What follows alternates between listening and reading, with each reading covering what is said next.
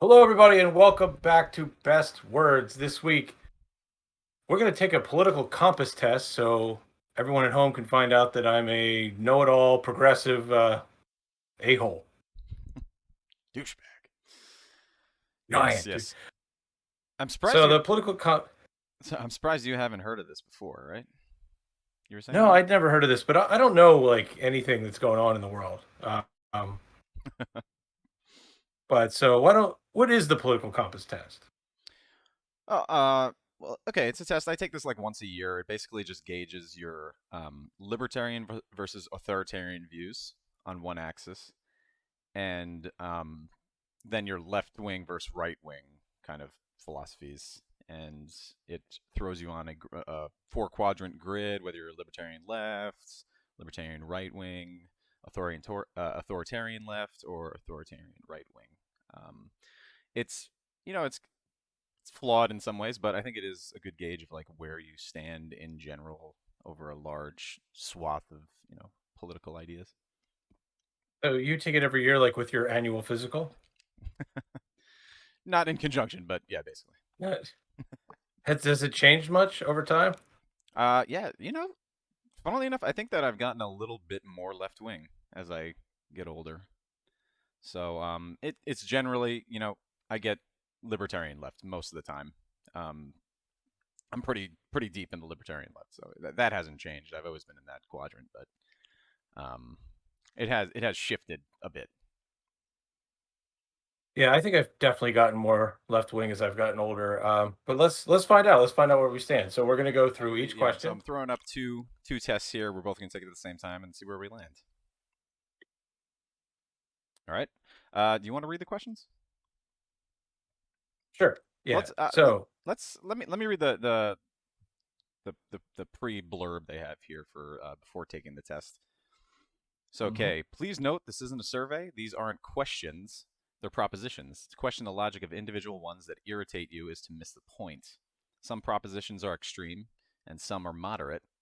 That's how we can show whether you lean towards extremism or moderation on the compass. Your responses should not be overthought. Some of them are intentionally vague. Their purpose is to trigger reactions in the mind, measuring feelings and prejudices rather than detailed opinions on policy. number one, and so the answer is always going to be strongly disagree, disagree, agree, or strongly agree. That Yeah. appears to be the format for all of them. There used to be a Okay. neutral If button, which I miss because I think that helps out sometimes, but whatever.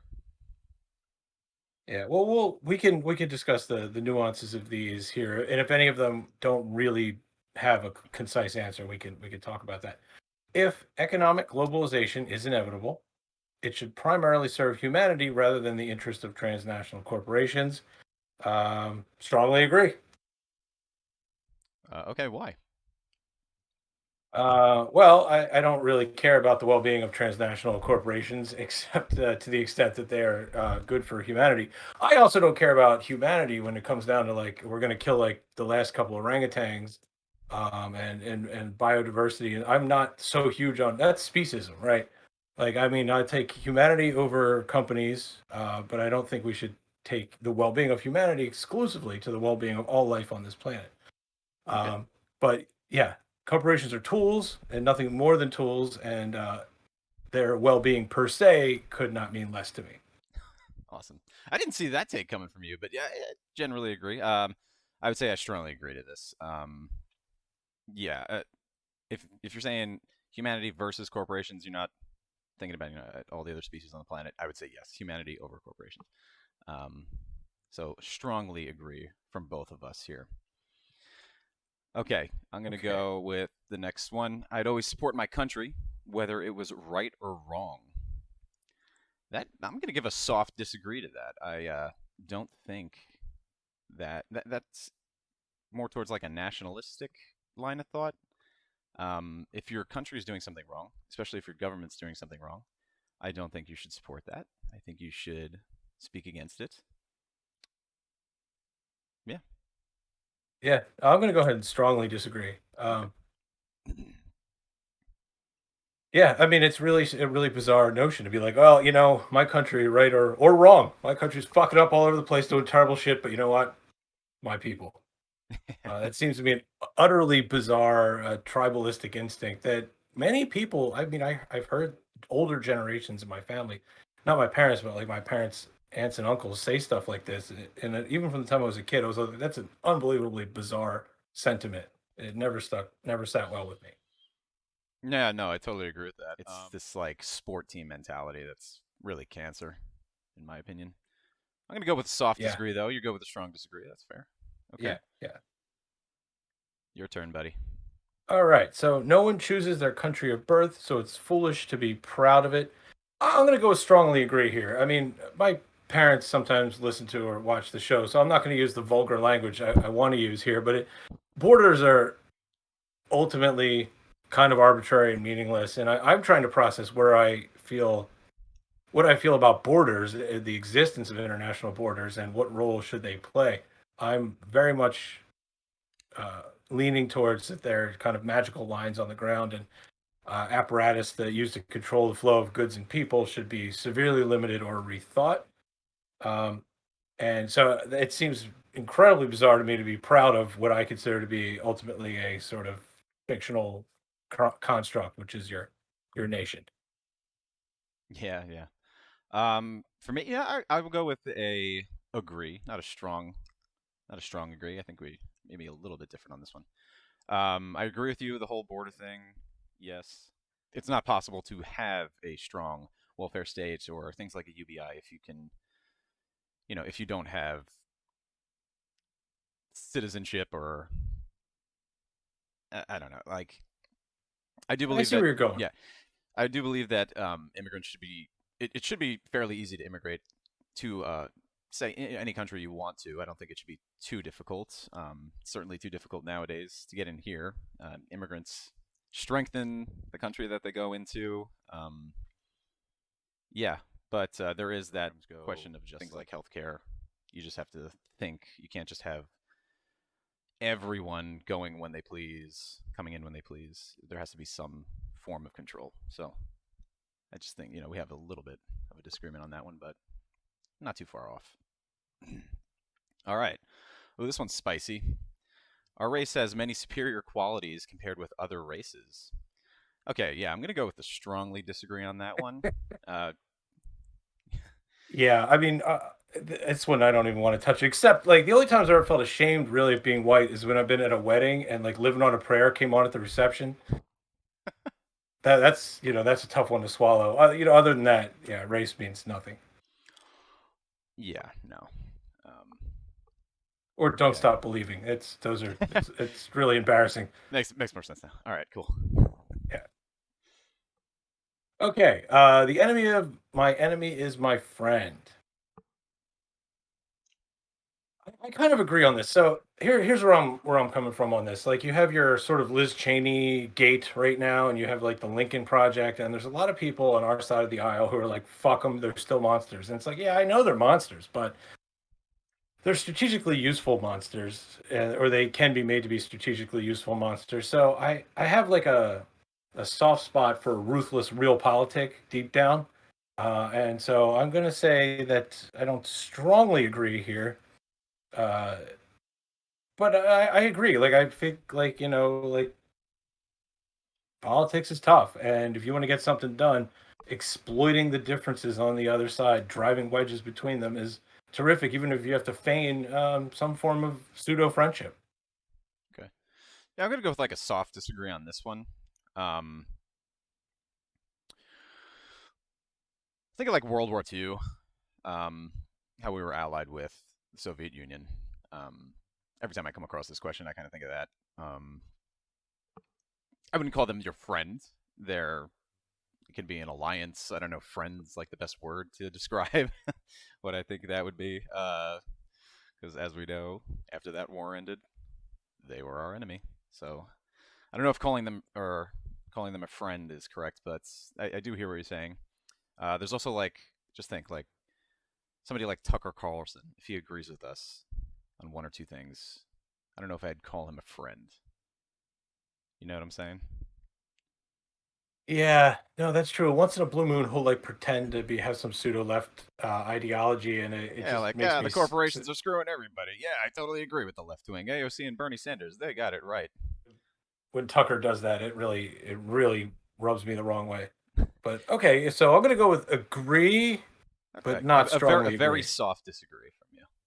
I would Okay. go neutral here if Yeah, that button was this is available. this is really why I want the neutral button, but we can't have everything. All right, let's go to the next one. Okay, have you already lost track of who's asking? Oh, it's you. I mean, I could go again, man. Okay, I'll do whatever you want. no, that's okay. Military action that defies international law is sometimes justified. This is a hard one. I was very much against the war in Iraq. Disgusted with the Democratic Party or half the Democratic Party for going along with it. Um, I'm just not sure I'm totally in love with the organs of international law. Um, so there's kind of two sides to this question. Like, war, an act of war that outrages the international community is very almost always in the wrong and problematic. Um, my problem is again the vehicles of international law. I think are highly imperfect. We'll leave it at that. Also, highly Um, dominated by the United States. highly dominated by the United States. Even now, like or other great powers like what's happening to the Uyghurs in China, the Palestinians, etc. Like it's really easy for marginalized people to have horrible things happen to them and have it all happen under the color of international law. Um, so I don't love international law per se, but military action that outrages the world is almost always wrong. So I'm going to go with a agree here. Mm. Oh wait, I'm sorry, disagree. Disagree. Yeah. I was like, Disagree. wait, disagree. Gotcha. Despite Yeah. everything I just said. No. Yeah, I don't really have anything else to add. I think you kind of hit the nail on the head there. Yeah, pretty much. Okay. All right. There is now a worrying fusion of information and entertainment. I'm gonna go with a strongly agree on this one. Fox News alone. What the hell is that all about? Nowadays we got Newsmax and what's that other one?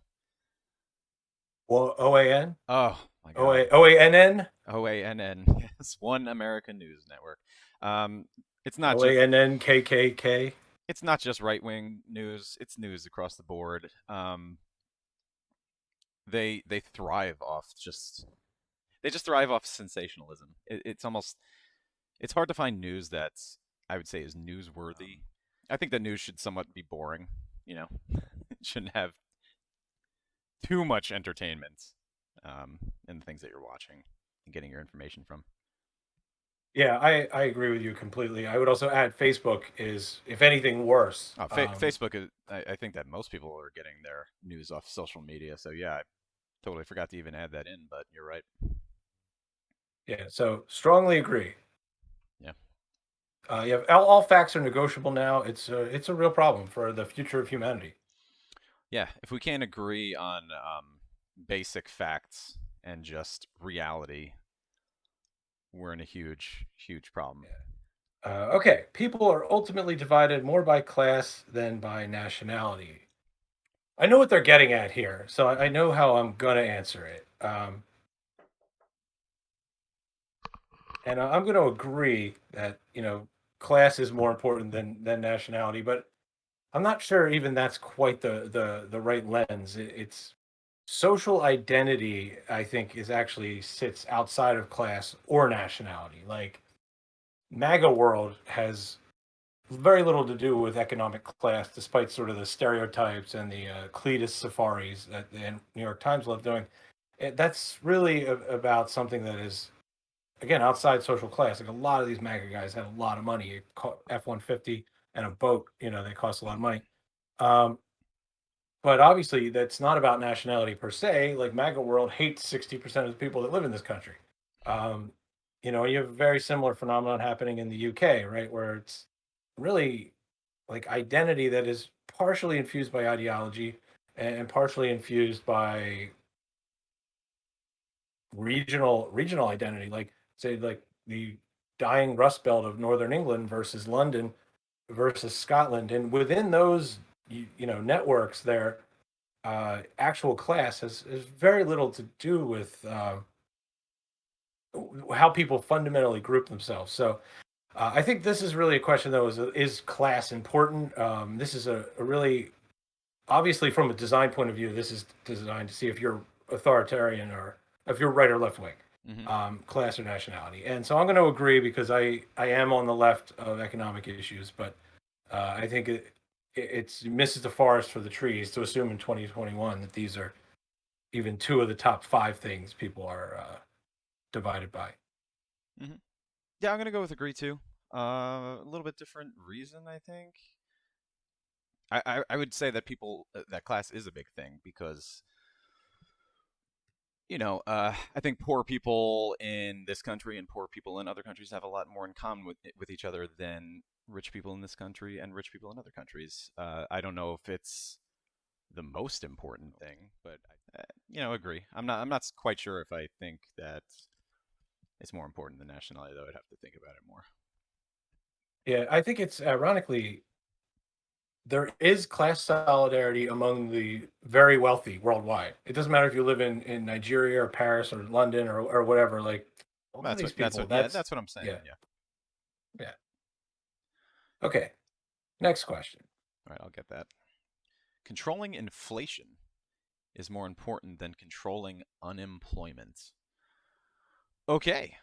This is like it's a problem of context. So, how much inflation versus how much unemployment are we talking about? I think that the right wing in this country brings up inflation when they don't want us to spend any money that would help people. There's always money to spend if there's a war going on, though. And I think that inflation is used as this just calling card. Um, Basically, it's bullshit. Uh, I think that controlling unemployment and making sure people have decent jobs and decent wages is more important than controlling inflation. There is a limit, though. Obviously, you don't want inflation to be running out of control. So I would Yeah, no, say I soft think disagree on that. I think we're on the same page there. Inflation is a problem in a lot of countries around the world historically, but hyperinflation, this notion that oh, we're going to be the next Zimbabwe, we're going to be the next Venezuela, it's going to be 1920s Germany, and hyperinflation only happens in the face of a corrupt, ineffective government, and extreme political tension and dysfunction. Like it's not a thing that happens because of monetary policy. Um, and I think people have a really linear understanding of the money supply and inflation, and they are obviously linked, but it is just not so neat and one to one as people, especially on the right wing, Yeah, tend to assume. I mean the right wing's been And I saying hate, yeah, they've been saying hyperinflation is going to come for my whole life. It still hasn't happened. We have our military backing up our dollar. Um, it's the reserve currency for oil in the world. There's just so many factors that would stop hyperinflation from actually becoming a problem for us. I mean, we can't just spend money uncontrollably forever, but I think it's way overblown. yeah. Also, gold bugs are idiots. If you want to talk to me about the gold standard at a party, we're done. I'm gonna Yeah, find an excuse to disappear. I may have been a Ron Paul supporter when I was 19 years old, and I'm very embarrassed. That's Very when embarrassed. you're supposed to do it when you're 19. We all flirted with libertarianism as teenagers, and then we grew up. Um, Oh, did we all grow up? well, Most. I mean, yeah, most. I mean, if you talk to libertarians, they're like all overgrown children, like almost universally. I hate to throw, dispersions on a large group of people, but they're all emotionally stunted, overgrown children, every last one of them. Because corporations cannot be trusted to voluntarily protect the environment, they require regulation. I'm going to say strongly agree. Few things annoy me more than this libertarian notion that corporations will regulate themselves. And they've taken this really asinine reasoning back in time too. One of the most noxious applications of this reasoning is they say slaves weren't mistreated because slaves were expensive, and it's just like that is such a bizarre intellectual hill to die on. but it's a new thing that the right you can find people saying that. And it's just like no, because like look, these farmers, even if they weren't monsters, like they had bankers in New York and they had bills and like they had it was worth it for them to work their slaves to death because they had to, you know, make their interest payments. So this notion that you could take this, okay, somebody they have a it'll hurt this company to protect the environment in the long run. I'm sorry, it will hurt this company to harm the environment in the long run means we can trust them not to harm the environment. Short-term pressures are always going to outweigh long-term benefits, especially in organizations where individuals who can make money over the next 1, 3, 5, 7 years don't give a shit. A CEO who follows this person 5 years, five CEOs from now is facing a totally different uninhabitable planet. That's not going to figure into the decision matrix at all. Also, history and reality, they can't be trusted. True enough. Yeah, totally agree on this one. Strongly agree. The thought that a corporation is going to regulate itself is ridiculous. I mean, I guess to a certain extent for some things, but if you're talking about things with the environment, externalities, if an oil company can dump their oil here and not worry about it and not have to pay anything, they're going to dump it there and they're going to, the people that live there are going to have to worry about that. Their health isn't affected by it. The people that live there, they're going to have to be dealing with it for the rest of their lives. I think like Alan Greenspan in the knots, the early knots, how he thought that regulating the banks wouldn't be necessary, and then 2007, 2008 happened, and he came out and he was like, yeah, I was really fucking stupid there. I thought the banks would regulate themselves. So yeah, totally, strongly agree with this one. There's no doubt in my mind. Yeah. Okay, Alan Greenspan, overgrown child. Okay. is he still a libertarian? Yeah. I mean, he's too committed to it. Yeah. Well, I fair mean, he enough. was literally like Ayn Rand's coffee boy in the 50s. Mm. That's a name that I don't want to hear right now. I'm sorry. Um, from each according to his ability to each according to his need is a fundamentally good idea. Uh, This is here where Marxism. oh, Marxism 101 here, and I find myself being almost annoyed at how obvious the people designing this test are being. Um, so I know what they're getting at here, and I agree with this sentiment, but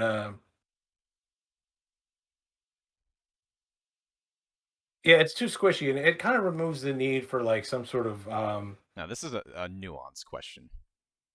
You yeah. have to There's too put much like nuance in this. exactly like you need some sort of liquid financial tools to make anything happen in the world, and I think if you say like, oh, whatever your needs are, whatever your abilities are, and remove any uh, any apparatus for dealing with like finance, it's kind of unrealistic. So I'm going to go with agree because the sentiment is lovely and we should aim to do that. But I'm not going to strongly agree because I don't want to be like, everyone when they're 19 either flirts with like communism or hardcore libertarianism. And Right. I think we've, bumped up against the. Yeah, well, again, like this is why I liked the neutral answer for a lot of these, but I get it is kind of hard to gauge where you are if you're not leaning towards the Syria agree. So, yeah, I would say disagree. Actually, maybe. I think that this makes sense with in some circumstances. Like, okay, so each according to his need. Think about like disabled people, people that can't work for a living. Yeah, of course. Um, if you're thinking about able-bodied people that just don't want to work, the so-called welfare queens that really don't exist in the way that they do in the minds of Republicans. Okay, yeah, I hear that. This would be a neutral for me. Um, I'm going to go kind of with disagree just because I err more on that side that you should look to contribute if you can. Okay, the freer the market, the freer the people. Gonna go with a soft disagree on this. I believe in free markets for the most part. I just think that Um, it is possible if you have certain government programs, say healthcare. Like if we had a universal healthcare system, I believe that people would be more free. Um, you'd be free to look for a different job more easily.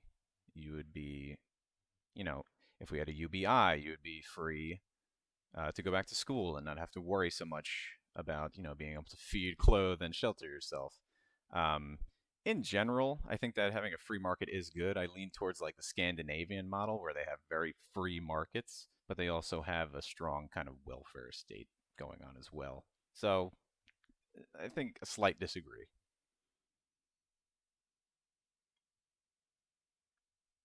Yeah, yeah, no, I think you hit the nail on the head. I got nothing to add there. All right. Awesome. You got the next Okay. one?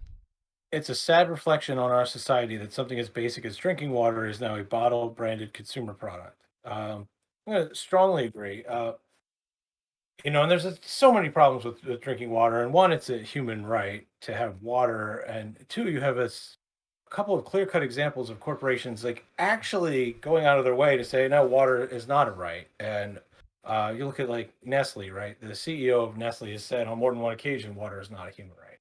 Um, Nestle also has these preferential contracts in Michigan and in California and Northeast California where there's water to get bottled water to extract bottled water before it goes into any public system, and that is just mind-boggling to me in this time of drought and water insecurity that we would let them for almost no money, uh, take this incredibly vital natural resource out and then mark up the price and then sell it.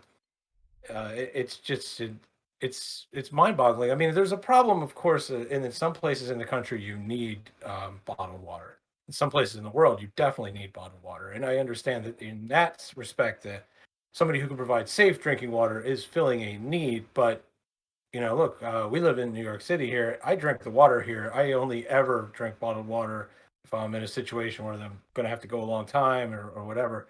I think it's really a little ridiculous to drink bottled water if you are somewhere with safe drinking water.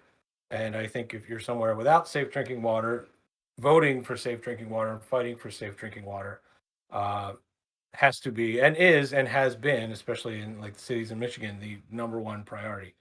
So yeah, I agree with this on both ends. It's wrong how companies control it, and it's wrong that people uh, don't have what they need, this most basic human right. I mean, the entirety of ancient Rome, like all of Rome's power was ultimately founded on the fact that it was really good at getting drinking water to previously un bodies of people that were populations that were too large to supply with drinking water. I mean, that's one of the fundamental building blocks of society is getting drinking water to people. Yeah, yeah.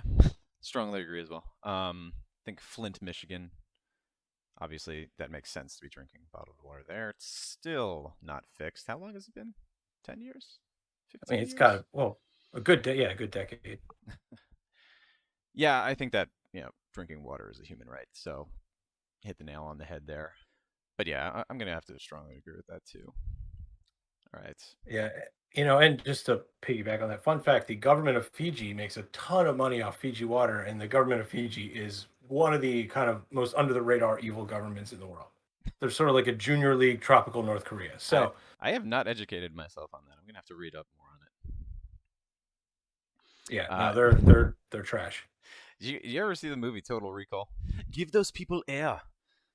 It's like, Yeah, come on. All I right, was let's. not expecting a Total Recall reference here. This It came out of nowhere. I also watch it like once a month, so it's like one of my favorites. I loved that movie when I was a kid. I'm way behind though. I haven't seen it in a long time. They made a remake and it was terrible, so it's kind of ruined for me, but whatever. All right, land shouldn't be a Uh, co- land shouldn't be a commodity to be bought and sold. Um, yeah, I'm split on this. I do agree with it in sentiment, but I'm also kind of hypocritical as I am interested in being a landlord and owning property and renting it out. So I recognize that hypocrisy and I denounce myself for having it. Um, yeah, I don't think the way that we control land right now makes much sense. It's not in the best interest of the people that live here. We have how many homes open with people still living on the streets? It's terrible. I think that we could fix our system and keep it within like capitalistic sense of the way it is as a commodity. I think that we could make it a lot better and make it more equitable for people. So I don't think that we have to go to like a system where it's not a commodity where you buy and sell and rent out, but definitely needs to be reformed. Yeah, I mean, so you have like the one extreme, like national parks and stuff, right? Like there absolutely should be land that is off limits to be bought and sold. And that's something if you give Republicans enough leash, they will absolutely do away with the national parks, like or real estate developers. Like if you let real estate developers put condos in Central Park, they absolutely would. Um, so you need these sort of sacred public spaces that are untouchable by commercial interests. I think it's a little.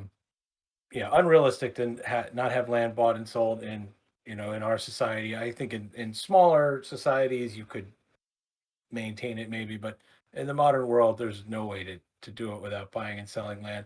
But I think land, just like great wealth, great concentrations of land should absolutely be broken up, and that should be done on a monetary, not an acreage level. What I mean by that is if you own uh,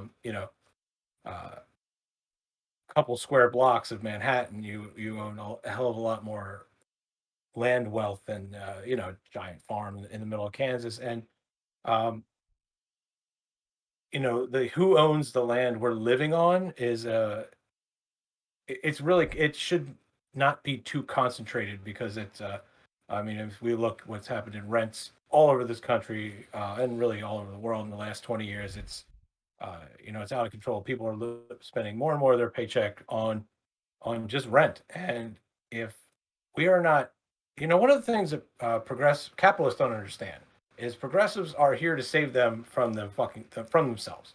FDR. Um, yeah, absolutely. Like if we can't stop bleeding people with rent every month, people with really radical ideas are going to eventually win, and people who are landlords are going to get Mao Zedonged up against the wall. Um, Yeah, so yeah, no, I I totally agree. Yeah, it's like you were saying before with just short-term gain, that people are more worried about, the money they're going to make within a year or two than thinking towards the future like, hey, if I keep doing what I'm doing this way, we're going to have 1,000 pitchforks outside of our house, like I feel like they're not thinking of it that way, but yeah, right on. bring out the pitchforks. I mean, they've left us no choice. It's time. Okay, so you are going to be agreeing, Okay. disagreeing? Oh, sorry. So I'm going to disagree. I think land is a commodity that can be bought and sold, but I think there needs to be plenty of reasonable limitations on that, I got you. I got you. including public land and sacred land, and preventing the concentration of wealth vis-a-vis land ownership. Yeah, It is regrettable that many personal fortunes are made by people who simply manipulate money and contribute nothing to society. I feel like you, Uh, you you should have some insight into this. it is. I think it is. I think actually a lot of people understand that a lot of wealth creation that goes on Wall Street. I'm sorry, a lot of the wealth that is created on Wall Street is not created by Wall Street. And there's this really fundamental difference that absolutely needs to be fleshed out um, by voters in the political class between wealth creation and wealth extraction. So, for example, it's about a decade ago. I want to say it's the city of Birmingham, Alabama. It was some mid-sized southern city. Got into a contract with J.P. Morgan to save money on their interest on their debt, and there was some sort of swaps contract, and somewhere in the fine print, uh, the money they owed to J.P. Morgan wound up like quintupling, and it blew a hole in Birmingham's budget, and absolutely like destroyed their ability for a few years to provide social services. I think Jackson, Mississippi, was in a similar situation where they were sort of exploited by banks, and now they have a severe water problem now because their pipes are all broken and rotted and need to be replaced. And so I think there's like very real trade-offs between wealth creation and wealth extraction. So it's not just ethereal. Like, oh, this guy's a Bitcoin gazillionaire. He didn't really do anything. There are actually like kind of brick and mortar consequences for this behavior and human consequences for this behavior. Uh, and so wealth extraction, if you're pocketing money that you didn't actually add any value, I think that's really problematic. And I think that's one of the fundamental problems in our economy we need to do away with. Is like private equity companies. Okay, private equity companies. Look what they did to Toys R Us. Look what they did to KB. You have a private equity company will come along, and there's a great book about a glass company in Ohio. Basically, it was a town that was devoted to glass, and the private equity destroyed it, right? And they tried to blame it afterwards on Chinese and Mexican i- imports and stuff. But really, so here's what happens: a private equity company comes along, and they say, "All right, I'm going to buy this company." And I'm going to buy this company. And they go to their friends at the bank and they get a $500 million loan and they use it to buy the company, but they don't put it on their books. They put the company, they own the company, but the loan they use to buy it goes on the company's books. And then a handful of private equity guys will literally then turn around and pay themselves a huge bonus for completing the deal, which will then further add to the debt that the company they bought owes. Uh, and then the next thing you know, that company dies. So what? Because the fucking 20 people at the top of the private equity company made tens or 20, like $100 million sometimes, bankrupting KB Toys, bankrupting Toys R Us, Did bankrupting, Mitt Romney, Bain yeah, Capital, that Mitt Romney. perfect Yeah. example. Yeah, They like to talk about, he's like, oh, I made Staples. Like, yeah, you made, okay, that's one you yeah. did, but He made some good most of the time, minimum wage jobs, and they're doing great, aren't yeah, they got an easy button. I think it was the only thing they ever invented was they? the easy button. Genius. Um, so is it regrettable? Yes, I think it is absolutely regrettable. In fact, so I'm going to go strongly agree. It's regrettable. Strongly agree. Okay, I'll go with that. I don't have too much to add on this. I do know that people on Wall Street, they okay, a pencil pusher. People still can create value in ways on Wall Street. Honestly, I haven't read up enough on this. When I was a kid, I felt, oh yeah, they're not doing anything, whatever. I'm sure, you've worked on Wall Street and you have a better idea of how these sort of things work. When I read a question like this, I'm thinking like speculators. Um, so I mean, I would strongly agree that it is regrettable that people's fortunes are made by people who simply manipulate money. I wouldn't say that people on Wall Street don't contribute anything to society, though. I'm gonna have to revisit this question after I take some refresher courses on this. Yeah, I mean, I should add that I'm not someone who thinks like finance shouldn't exist. Okay, so Yeah, I we mean look back. they have a job in an economy. Um, Banks and investment banks. Yeah, I mean, the first futures contract was drawn up 5,000 years ago in Mesopotamia. Um, you know, the entire commercial revolution of sending ships around the world that happened not only starting like 500 years ago, but really also happened in the Bronze Age. You had these huge trade networks, and every time you have sophisticated commercial networks that improve people's quality of life, you have a banking system adjacent to it, um, and it should take up some percentage of the GDP. The problem is when it starts to sort of metastasize and eat up a, something beyond. I want to say 20%. There is some benchmark. So you finance needs to exist. Finance is important. You can't have a modern economy or really any sophisticated trade without finance. At the same time, it has now again metastasized into something that extracts more wealth than it creates. Yeah, it's grown out of control and it needs to be regulated back. Yeah. I think, yeah, fair enough. I think, good point. Internet. Yeah, this is my bread and butter. After this, it's all downhill for me. All right, who's up? Uh, you are. Okay, cool. Protectionism is sometimes necessary in trade. Okay, the way that this question is asked, sometimes necessary, sure, strongly agree, sometimes necessary. I don't agree with things like tariffs for the most part. Donald Trump had his tariffs on quite a few items, steel being the one sticking in my mind. just coming out there. I don't think that's, like I said before. Yeah, I do believe in free markets. Protectionism can make sense sometimes if you're. Let's talk about like green energy. Like if you want your country to become a manufacturing base for green energy, you're obviously never going to be able to compete with China or a country like that. So it does make some sense if you want to start off before these companies can get off, get on their feet and off the ground, to have a little bit of protectionism, some tariffs in there, just to make them competitive against the rest of the world. But in general, like going back to Trump's tariffs, like I don't agree with that. I think you should be able to freely trade. It all excessive protectionism does is make items more expensive for people that can't afford it. Um, yeah.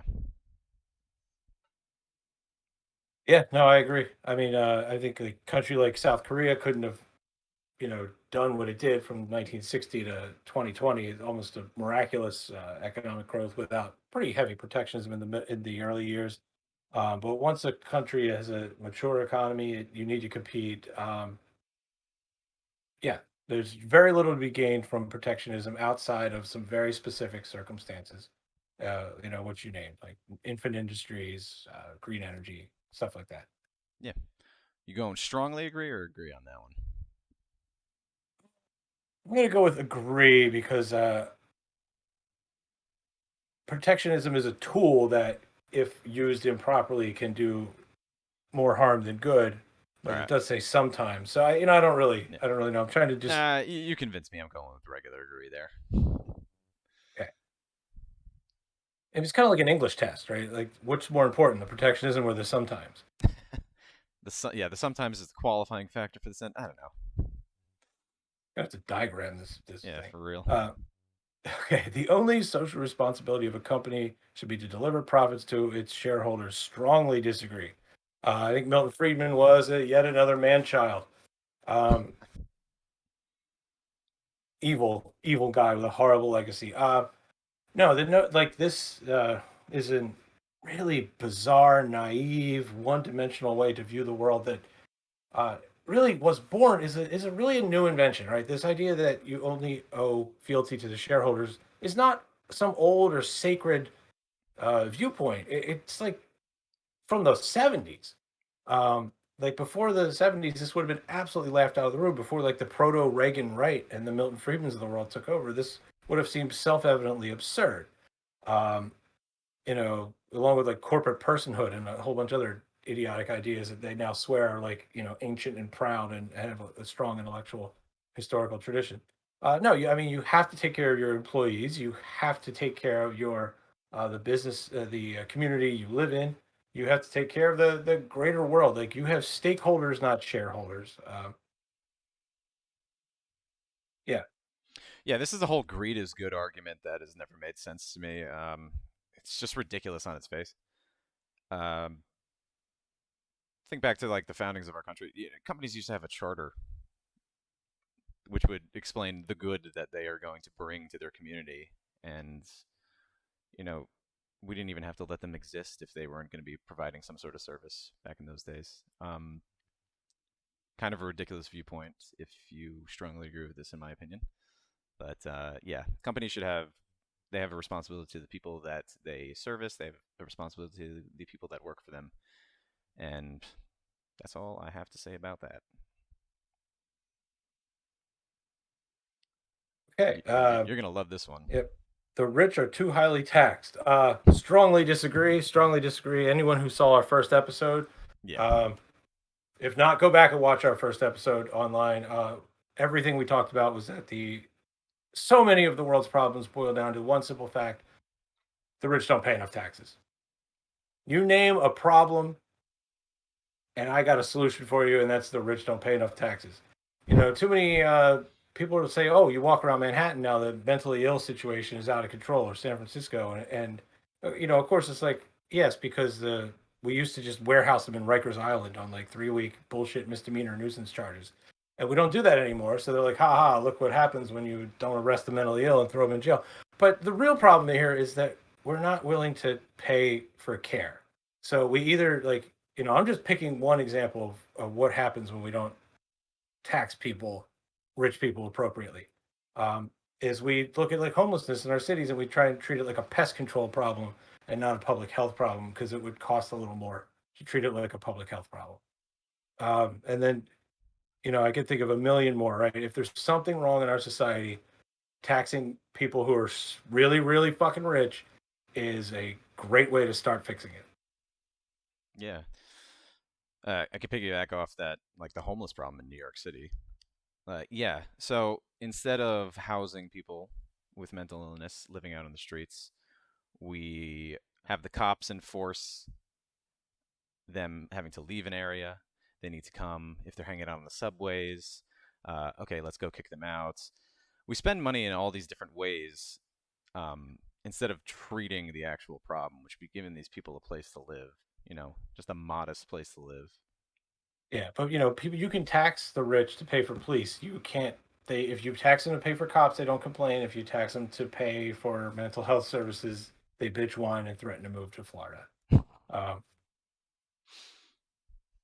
so, you want to solve the homeless problem? Tax the shit out of the rich. There you go. Okay, those with the ability to pay should have access to higher standards of medical care. Strongly disagree. Um, what's interesting is you have this. We're all familiar here with the American problem, and it's our system is trash, and obviously it's built on this like sort of gatekeeper system where the wealthier you are, the better the care you get. But you have this notion of it's sort of growing too in like Germany and England, where if you have some sort of augmentary private care, you should get better care, you should wait less, etc. Then you have Australia, where they have quality public care, and you can opt in to buying private insurance, and the private insurance companies are losing money hand over fist because the public care is pretty good. So if you're recovering from surgery in Australia, you have to share a room, maybe. If you have private insurance, you get your own room. Uh, but there's just no reason. These companies, they found when you actually provide universal public care that's really good, these companies don't need to exist. So the problem here is not about rich people. It's about rich people getting more. It's about improving our infrastructure so we really don't have to ration.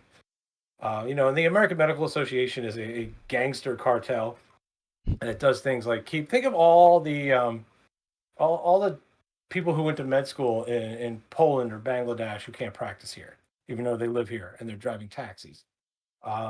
Think of all the ways that we shrink the amount of medical care available. We have the amount of medical care available by using up 50% of doctors' time with bullshit insurance company stuff.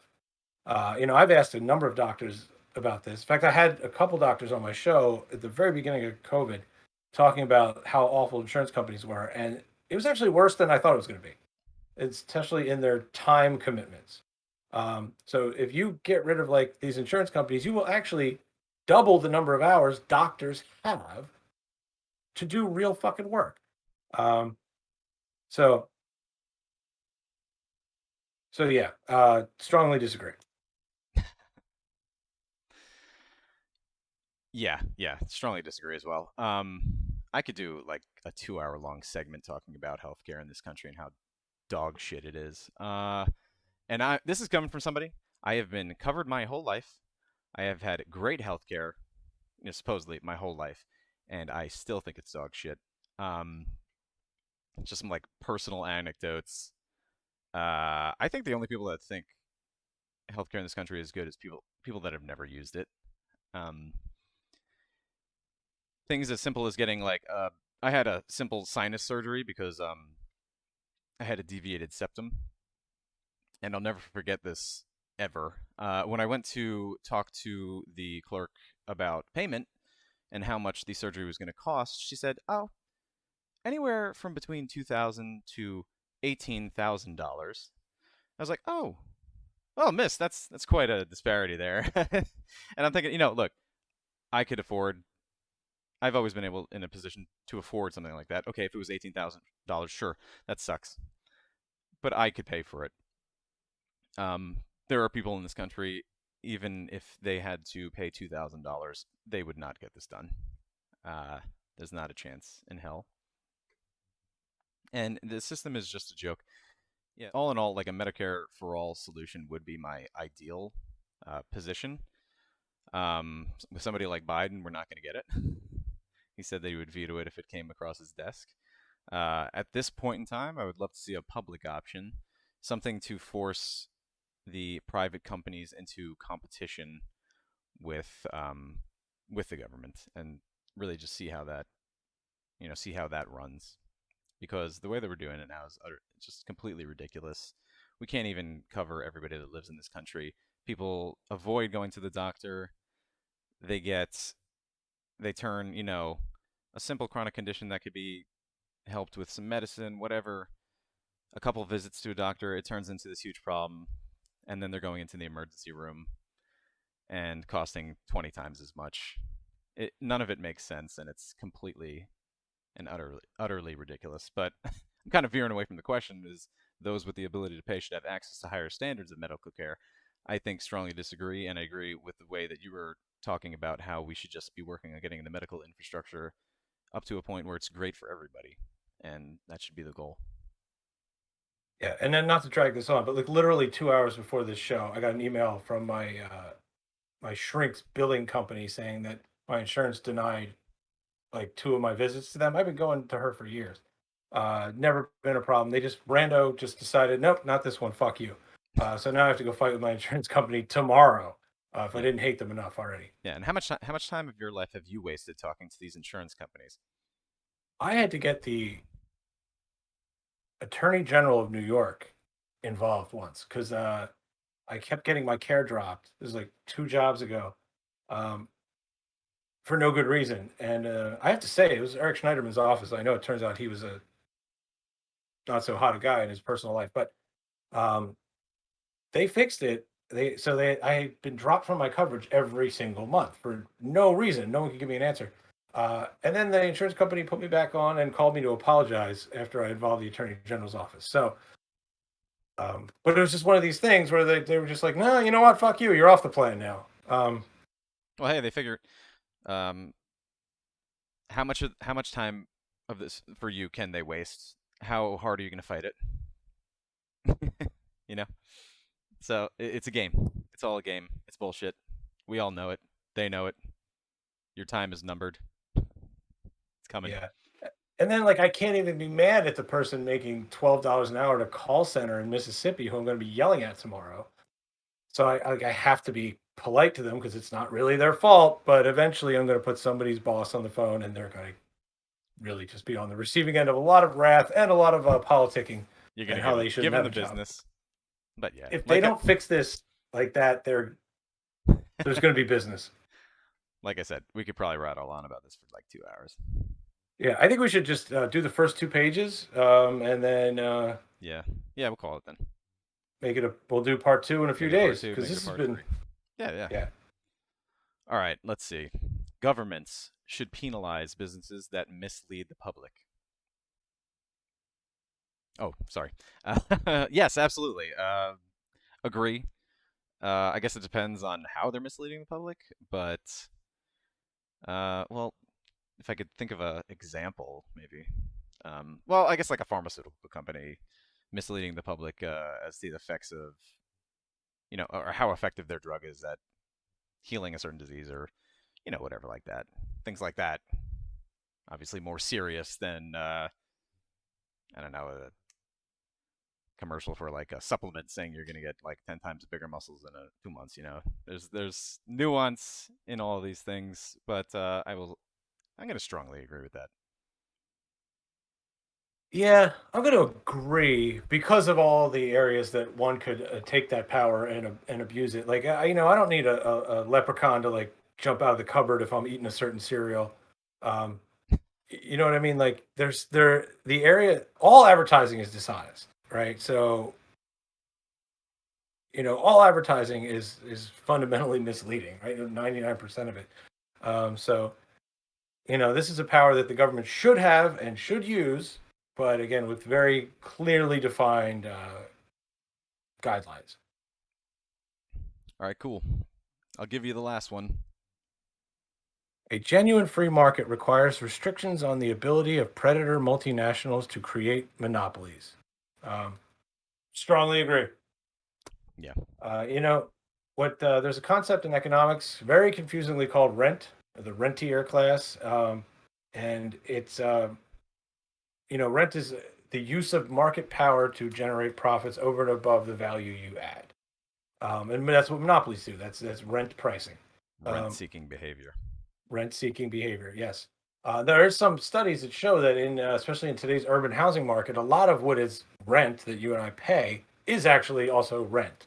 Like more than half of it goes into things that have absolutely nothing to do with the market value, entirely market power. Abuse of market power is a very real problem for a couple reasons. I mean, one, it absolutely suffocates innovation, and two, it makes things needlessly expensive. Three, it leads to political power. If you have enough market power, think of Facebook, right? Facebook's an evil trash organization, but it's a quasi monopoly. Um, they have so much power that Facebook enabled a pogrom essentially in eastern Myanmar. Um, a bunch of Buddhist fundamentalists killed a bunch of Muslim refugees, and it was all happening because of Facebook, over Facebook. They're not going to face any consequences for it. You know why? Because they're a quasi monopoly that have huge power. So, monopoly power, I think maybe the biggest threat to it is not these Econ 101 problems about innovation. It's just about where power should lie. And I think multinational companies that have almost infinite power do terrible things. Yeah. I kind of got nothing there. You kind of hit all that. Yeah, you hit the nail on the head. You can't just have a game with no rules and expect it to flourish. Monopolies will naturally occur. I know, like from the libertarian right, they'll say, "Oh, monopolies are a function of government existing," and I just don't buy it. So yeah, I strongly agree.